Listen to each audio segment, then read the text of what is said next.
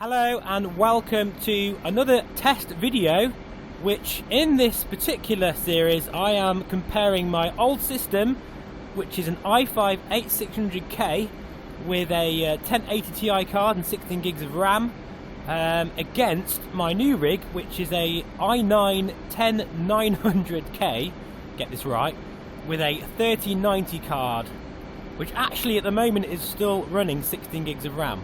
So because I forgot to update it to 32, so I need to go out and buy an extra 32 gig stick. So at the moment we're in my favourite aircraft, altitude for DCS. Altitude. And we need to adjust the altitude call out actually before we do anything else. But yeah, basically what we're going to do is I've got the exact same settings. Sorry guys, let me just adjust the altimeter. Not altimeter, radar altimeter thing. That's the technical name. But yeah, we're going to compare both systems. Unfortunately, I can't tell you, well, I can't show you what the frame rate is on the screen on this particular test.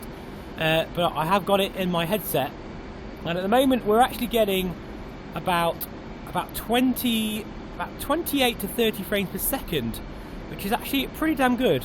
And my settings actually, I've never really shown you my settings in DCS, so apologies for that. I will be bringing more setup guides of DCS, because it has taken me a long time to hone the settings I'm using now for this particular system, and I'll put them on the screen now.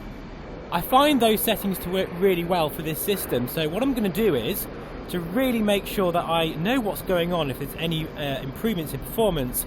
I'm going to fly and do this exact same scenario again, which is just a free flight mode actually, that's what it is, in Dubai. I know Dubai is quite a heavy area, so we're going to go and do a bit of low level shenanigans here, just to really test out what I'm feeling in the headset. And then we're going to do this again, exactly the same, exact same settings, with my new computer, to see if there's any differences at all.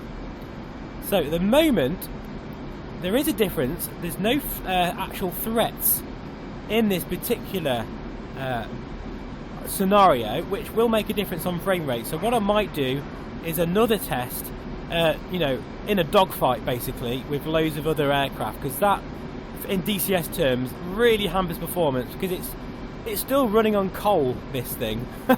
You know, it's still not very optimized. I love DCS, I mean, it's a fantastic sim, but it does need some work when it comes to VR performance. We need Vulkan, we need metal, we need those cores working. But for now, this will be interesting to see if that core, you know, high clock speed of the i9 makes a difference. Bearing in mind, I'm already running my 8600K at 5 gigahertz anyway. So this is why I'm getting pretty decent performance in this sim, you know, as I usually would anyway.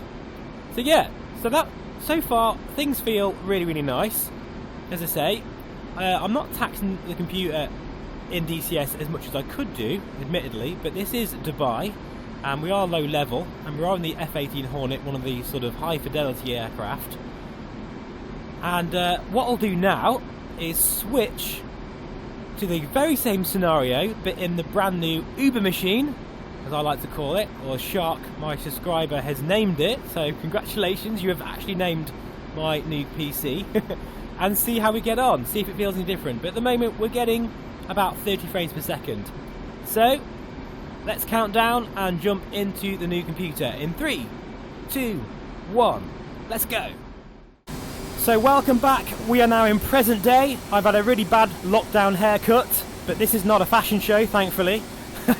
But yeah, this is now running the Uber machine with the exact same settings as before. Now I am aware that I've done this test with ultra settings, so everyone knows now that see my videos that there is a massive difference in performance, but the crucial thing is I'm now running the same settings, same scenario as my i5 8600K machine.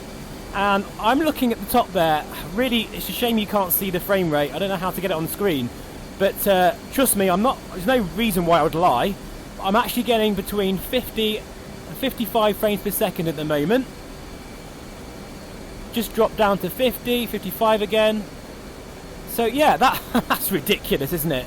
So there's absolutely no doubt that I'm getting at least 100% performance increase, if not more. This is the thing that shocked me, right guys, and I don't understand this. At the moment, DCS is not really designed for modern computers. It needs a real serious update. So I was expecting to get the least amount of performance in DCS compared to X-Plane and Microsoft Flight Simulator, but in fact it's the opposite way around. I'm getting more performance increase in this sim. Please tell me, guys, any of you boffins out there, explain to me why that is the case, because I don't understand that. All I can figure out is that it's probably more down to the 10900K CPU than that RTX 3090. I've got a feeling it's just sleeping, quite honestly, and the CPU's doing all the work. But this is super, super smooth here. Oh my goodness me. Get rid of the labels. There we go. Nice flyby view. Oh, look at that. Oh, sorry guys, I'm like a little kid when I fly this aircraft. I love it so much. Oh, it's so majestic flying through the sky like this. It's so silky smooth. And if you're wondering, guys, I'm used to my CH Eclipse joke, so don't hate me too much. Anyway, guys, that's all I'm going to do for this particular test, because the really interesting one now is flying with lots of AI aircraft, lots of assets, because that's when DCS gets bogged down and needs that multi-core support, which we don't really have at the moment. So we're going to fly the Sabre in a dogfight. We're going to go back to the i5 8600K machine, if I can talk, and I'll see you there in a moment. Woohoo! Loving it! This is awesome. Hello guys, welcome back. Okay, now is the real test. We're in the F-86 Sabre, and we're about to be intercepted by basically a ton of MiG 19s and sorry, MiG 15s. And wow, I've done this scenario simply because this is the ultimate test. We're now back in the A600K i5 machine. And this is where DCS really struggles, when there's loads of assets, loads of other models, flight models to contend with. The CPU just has a fit. I'm not expecting to survive this mission. I don't really care about that. It's all about the performance. And so far, we're getting stutters. We're getting a lot of stutters. I don't know if you can see on the screen or not, but we're getting... Every now and then there'll be a pause for about half a second.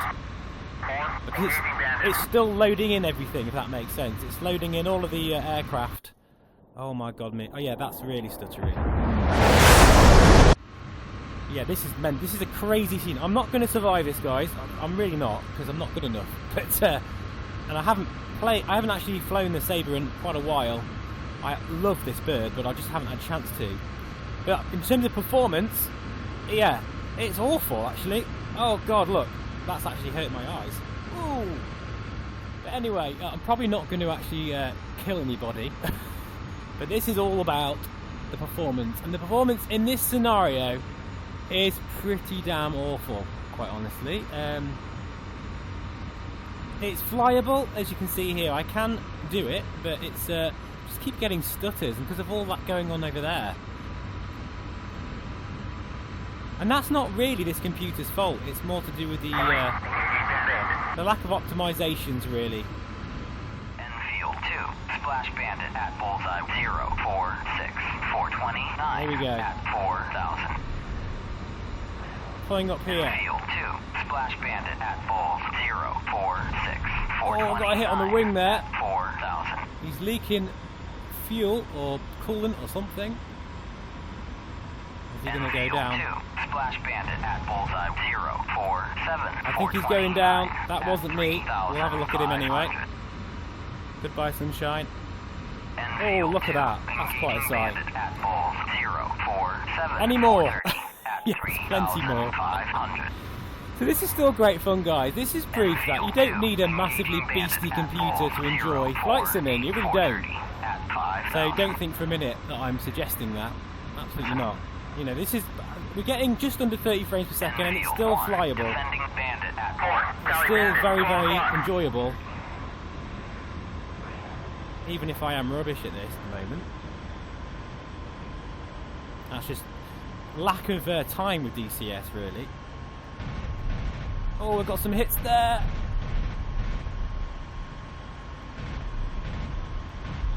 Got a few more hits. Trying to keep on his tail here. This is awesome. Absolutely awesome.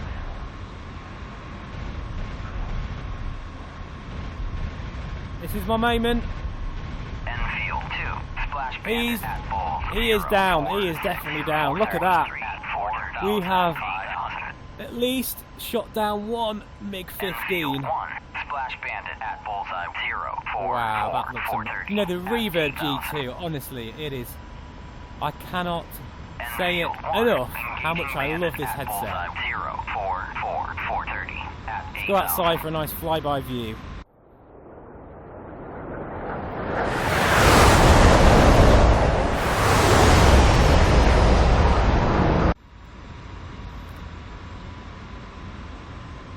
I can't tell you how good these headphones sound in the Reverb G2.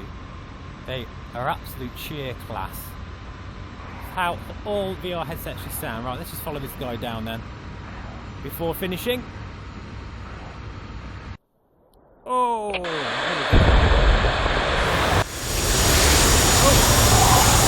Oh, that was close. Nearly crashed myself there. Mission success. Brilliant. Right, time to head back. The tea and scones. And we're going to do this mission all over again, same scenario, in the brand new Uber machine. So I'll see you there in a moment. Welcome everyone, we're back in the Sabre. And even though you can't see the frame rate, this is ridiculously smooth, even with all these assets, and my frame rate is still at 50 frames per second. It's just slightly lower. It's staying at 50 frames per second at the moment. And I think actually it's trying to lock to 45. That is so smooth, silky smooth. I've never seen DCS like this before. Oh my word. Question is, I don't think I'm going to be able to shoot anyone down, but to be honest, I'm not really bothered about that today. It's more about the performance, which is feeling incredibly smooth.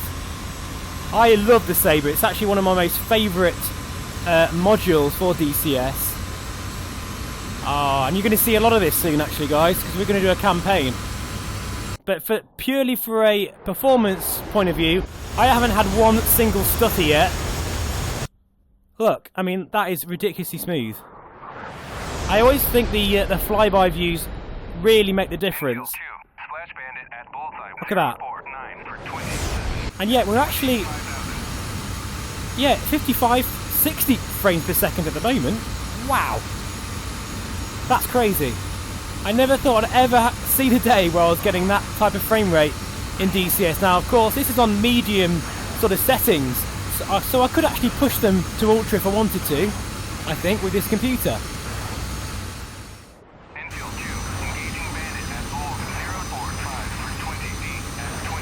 Well, that's one MiG-15 down from one of my colleagues.